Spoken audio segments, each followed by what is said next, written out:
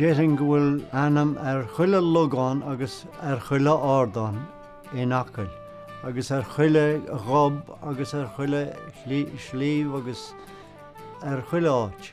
Tá a lán acuáin agus tá bailúchan déanta le déanaí agus tá sús le 2,000 Logainm chláirithe. Tá áit gardúin seo a Dr. Caia mór, carí an focail béarla ó ré an teacha tháinig sé mar a bhí an siúc agus bhíh sé ag bagú agus scúpach sé amach pol as a talú nó polach tuigeann tú as a talú agus an sin líonn sé sin le huisce agus bhí lochan an sin agus áirte chuí nádlíonú tugtar Caia orthú sin go Maigh. Deirtar go bhfuil locha Caia mór chomh domhan leis an groch atá as a chóir. Tá na háite chu seo an domhan ar fad, chola mé gur bhain duine cin trílas agus go bhfuair sé os ceann céad treich i lár an locha. Bhíh isce an sin de chundaí ólaigh. Cuirú fógra an sin tá sé ar mhárach ric an sin so le déan tú síos go Logainm agus cuirú fógra an sin test your brakes. So a tháinig fearr hart agus dúirt sé there's a sheep belonging to you at test your brakes. Jiggin tú na Logainm nach é mar sin.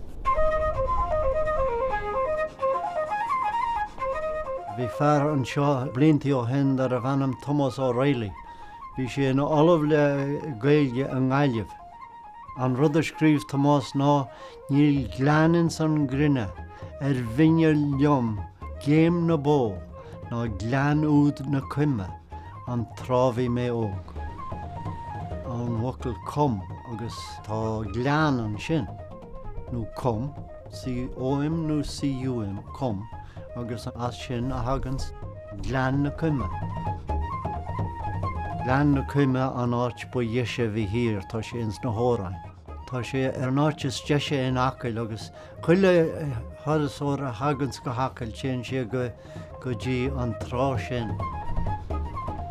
Is féidir crua fáric eáil ó chrána cuime agus dúrú gur bheanaí níomhpáric an trá agus níor báithú duine arbich an sin riú.